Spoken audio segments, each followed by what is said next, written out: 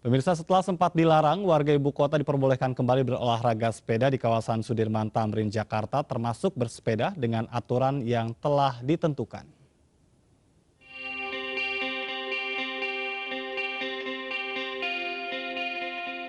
Anda rindu bersepeda di tengah gedung pencakar langit? Nah, mulai hari ini di Lantas Polda Metro Jaya kini telah memperbolehkan masyarakat umum untuk goes di kawasan Sudirman Tamrin, Jakarta. Aturannya, para pesepeda bisa beraktivitas hingga pukul setengah 7 pagi di hari Senin hingga Jumat. Sedangkan khusus akhir pekan, Sabtu dan Minggu, warga bisa berolahraga sepeda hingga pukul setengah 9 pagi. Di Lantas Polda Metro Jaya, Kombes Pol Sambodo Purnomo Yogo mengatakan jika lebih dari jam yang telah ditentukan, maka pesepeda diwajibkan masuk ke jalur sepeda. Uji coba olahraga sepeda di jalur protokol ini akan dilakukan hingga sepekan ke depan. Jika masyarakat taat aturan, kebijakan ini bisa diteruskan. Namun jika ditemukan banyak pelanggaran dan terjadi kerumunan, kebijakan akan dihentikan. Maka mulai besok dan seterusnya kami sudah memperbolehkan untuk melakukan olahraga sepeda di kawasan Jalan Sudirman Tamrin. Dengan aturan hari Senin sampai Jumat itu hanya sampai pukul setengah 7. Kalau mau melaksanakan sepeda di atas setengah 7 harus masuk ke jalur sepeda yang sudah disiapkan.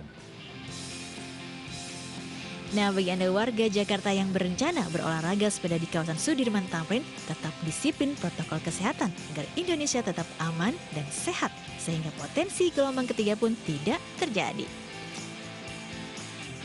Dari Jakarta, Yola Duyanti, Gali Bagas, iNews, melaporkan. Polda Metro Jaya kini memberikan izin kepada para pesepeda untuk melintas di sepanjang jalur Sudirman Tamrin. Aturan berlaku selama masa pemberlakuan pembatasan kegiatan masyarakat PPKM level 3. Sebelumnya pesepeda sempat dilarang karena dinilai tidak disiplin. Tarik ulur pro kontra mewarnai kebijakan ini. Dan sudah bersama kami Ketua Bike to Work Indonesia ada Mas Fahmi Saimima dan juga pakar transportasi. Sekaligus Ketua Bidang Advokasi Kemasyarakatan Masyarakat Transportasi Indonesia, Pak Joko Setiawarno. Selamat sore Bapak-Bapak. Selamat sore. Langsung ke Mas Fahmi terlebih dahulu. Mas Fahmi, ini sebetulnya tarik ulur. Nah, kalau Anda sendiri melihatnya tentu baik ya, sudah diperbolehkan lagi. Tapi harusnya seperti apa sih ke depannya? Ya, terima kasih Mas Ajat. Saya pikir Hesa Bike to Work Indonesia nyambut baik ya pembukaan kembali aktivitas bersepeda di kota Jakarta gitu. Iya. Namun perlu dikasih catatan juga bahwasanya memang aktivitas bersepeda itu adalah sebagai ruang gerak masyarakat gitu. Seharusnya tidak perlu lagi dikasih batasan, dikasih syarat-syarat tertentu gitu. Karena bagaimanapun memang kita sadarin setelah fase-fase dari pandemi ini, kini memang saatnya fase mengajak masyarakat untuk kembali bugar dan sehat gitu. Baik, dan salah satunya dengan bersepeda gitu. Jadi Anda tidak setuju adanya jam pembagian jam gitu ya? Syarat untuk ya mungkin untuk awal ini kita maklumkan ya, karena memang ini bagian dari dukungan kita semua terhadap aktivitas-aktivitas di semua lapisan masyarakat. Ya. Baik, ke Pak Joko. Pak Joko, Anda sendiri melihatnya kebijakan yang tarik ulur, buka tutup begini bagaimana ya baiknya? Ya, sebenarnya kalau orang bersepeda sih malah sehat ya. Cuma masalahnya kan yang dikhawatirkannya berkerumunnya aja sebenarnya. Tapi kalau cuma bersepeda saya kira nggak masalah. Tapi kalau terkait dengan kedisiplinan, membahayakan para pengendara lain. Ya. Terkait dengan kedisiplinan yang sempat disorot dan membahayakan pengendara lain itu bagaimana? Enggak, kalau pengendara lain saya kira ya masalahnya kan tidak taat aturannya aja. Padahal kan sudah diberikan jalur umpamanya ya. Itu jalur sendiri dan sebenarnya bisa juga, cuman kecenderungannya kan merasa kalau jalur disediakan kurang cepat katanya itu kan, itu jadinya menyerobot yang lainnya. Padahal kalau menggunakan yang sudah ada saya kira udah cukup itu. Ini persoalannya tadi dia pengen balapan aja itu. Kalau dia pengen cuma dan kesehatan ya bisa, jalur udah lebar-lebar kok. Malah Baik. saya lihat jalur yang diberikan nggak digunakan, jalur tidak bermotor. Nah masalahnya kan sanksinya itu belum diberikan. Kalau sudah sanksinya saya pikir ya harus taat gitu. Baik, ini kan sempat juga ada jalur sepeda yang dibongkar, kemudian juga dipasang. Sebetulnya bagaimana Anda sendiri melihatnya antara koordinasi pemerintah Provinsi DKI Jakarta dan pihak kepolisian? Setahu saya itu memang dari awal sudah ada koordinasi, namun mungkin dalam perkembangannya lah, dalam perkembangannya kan ada jalur sepeda yang sudah dibuat itu ternyata ya digunakan untuk sepeda motor atau mungkin dan juga ya keserempet ada mobil juga tabrak, itu kan kasus-kasus kecil lah. Mungkin ya tidak tiap hari ya. Tapi kalau sudah itu terbiasa nantinya kan masyarakat juga tahu. Dan saya lihat di Jakarta juga seperti jalur khusus itu sudah ada rambu-rambunya, sudah lengkap kok. Nah itu harus dibiasakan terus-menerus. Baik. Ini kalau dari komunitas sendiri, Mas Fahmi bagaimana menjawab tadi ya, supaya tertib, supaya tidak saling membahayakan, karena kita tahu di ruas jalan utama di Sudirman Tamrin, itu kan ada sepeda motor, ada mobil, dan juga sekarang ada pesepeda. Mas Fahmi? Ya, naluri bagi setiap pengendara ya, pengendara transportasi manapun pasti ingin aman dan selamat gitu. Itu naluri awal ya, naluri alamiah gitu. Dan saya pikir bagi pesepeda kita tetap juga mendorong untuk tertib di jalanan dan menghargai transportasi yang lain gitu. Dan adanya jalur sepeda di Jakarta merupakan langkah besar bagi sebuah ibu kota negara untuk bisa lebih menuju ke kota-kota yang beradab gitu. Sekali lagi saya melihatnya ini menuju ke kota yang beradab karena kita melihat dengan pemisahan jalur ada pedestrian yang baik, jalur sepeda yang baik, dan motorized jalur yang sangat baik. Saya pikir sudah masing-masing sudah tahu pada tempatnya gitu. Kalaupun tadi disinggung soal yang lebih pagi terhadap memfasilitasi atau mengakomodir ruang gerak bagi pesepeda sport, pesepeda yang mungkin tidak bisa menggunakan jalur sepeda semestinya. Yeah. Saya pikir ya selama mereka komitmen terhadap ketertiban lalu lintas dan jam berlakunya, saya pikir tidak apa-apa gitu. Artinya teman-teman yang sport ini memang inklusif dan juga perlu diakomodir gitu, sehingga semua masyarakat, lapisan masyarakat bisa turut menggunakan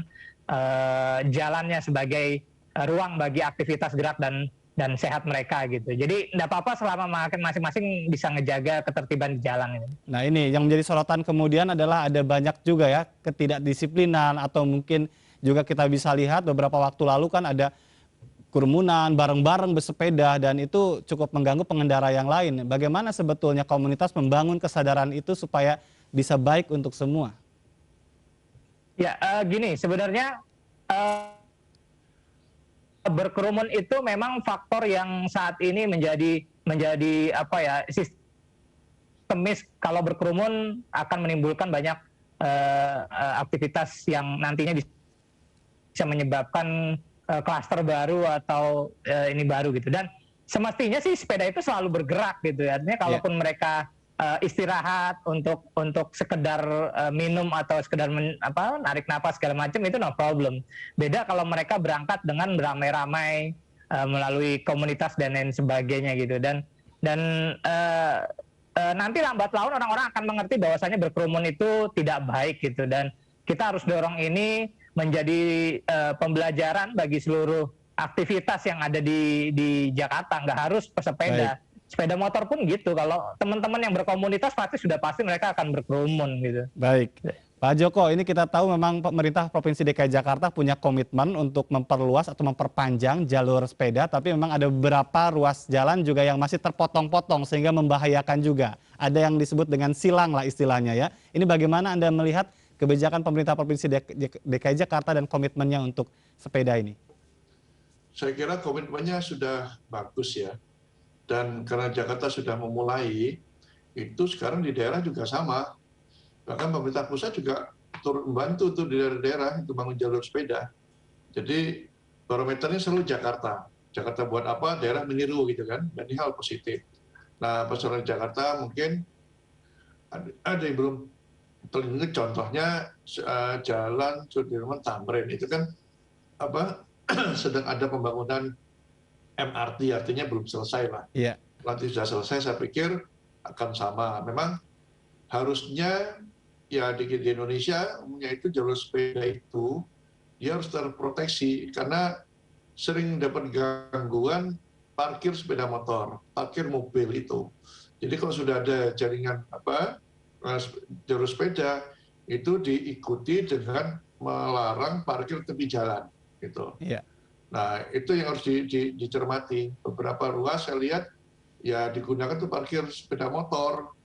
Baik. Jadi masalahnya di situ. Jadi ada hal lain yang juga perlu untuk ditertibkan, dan selain itu juga kan kita tahu sempat ada juga permohonan untuk adanya semacam kemudahan ya di gedung-gedung gitu. Bagaimana sih sebetulnya catatan Anda supaya ini bisa benar-benar terlaksana dengan sangat baik, tidak berkikisan juga dengan kepentingan yang lain? Apa tadi maksudnya kaitannya sama kekhususan? Iya, baik. Pak Joko, ini bicara tentang pelaksanaan jalur sepeda di Jakarta supaya tidak juga menjadi masalah kemudian, menjadi catatan penting apa Anda bisa disampaikan sore hari ini? Ya, tadi saya katakan Jakarta itu barometer buat seluruh kota Indonesia, dan sebenarnya sudah memberikan contoh. Selain ada jalur sepeda khusus, juga trotoar-trotoar yang lebar juga diberikan tempat untuk pesepeda. Artinya segala contoh sudah ada di Jakarta. Jadi ada jalur sepeda dengan pejalan kaki menjadi satu kesatuan ada, yang terpisah juga ada, yang tengahnya ada. Tinggal nanti kepentingannya yang mana. Ya, dan ini saya pikir Jakarta terus saja membuat jalur ini, sekalian juga ya tadi praktek untuk parkir tepi jalan sudah mulai dihilangkan ketika ada jalur sepeda. Nah, tidak sebatas itu, penyediaan ruang parkir buat pesepeda itu sudah mulailah taruh di depan. Jadi kalau hotel-hotel tidak harus di bawah itu kan, atau paling atas, itu menyulitkan juga, sehingga masyarakat juga kantor-kantor terutama menjadi terbiasa. Baik. Dan memang tidak bisa dipungkiri, mungkin kota-kota di Indonesia terutama besar beda dengan di Eropa. Kalau di sana memang masyarakatnya kan hidupnya di tengah kota nggak masalah. Kita kan banyak daerah pinggiran, makanya disertai juga public transport itu yang dari daerah pinggiran, entah itu kereta KRL maupun Trans Jabodetabek itu dibolehkan untuk membawa sepeda. Ya, nanti mereka sampai di ibu kota mereka gunakan lagi, dan itu juga sudah mulai dipraktekkan oleh beberapa moda sebenarnya. Sudah ada. Nah, itu perlu ditambah. Baik, terakhir Mas Fahmi, ini walaupun masih ada pembatasan waktu, mungkin ada hal lain yang penting singkat saja yang ingin disampaikan oleh Bike to Work Indonesia? Ya, prinsipnya untuk mengarah ke kota yang sangat beradab, itu perlu adanya aktivitas-aktivitas yang mendukung masyarakatnya untuk bergerak secara simultan ya dengan segala macam moda transport. Dan ketika bicara sepeda, sekali lagi kami harapkan untuk tidak membuat larangan yang aneh-aneh lah. Ini bagian dari mendorong masyarakat untuk hidup sehat, hidup untuk bergerak, dan juga sebagai alat transportasi gitu. Paradigmanya harus diluruskan kembali, khususnya bagi aparat kepolisian untuk bisa lebih bijak dalam mengarahkan dengan baik para sepeda ini hingga sama-sama menjadi bagian dari jalan raya gitu. Ketertiban dan keselamatannya juga perlu kita utamakan gitu. Baik, terima kasih atas waktunya Mas Fahmi Saimima, Ketua Bike to Work Indonesia, dan juga pakar transportasi Pak Joko Setiawarno sudah bergabung bersama kami di Indonesia Petang. Dan pemirsa jangan kemana-mana, kami masih akan kembali, tetaplah di MNC News.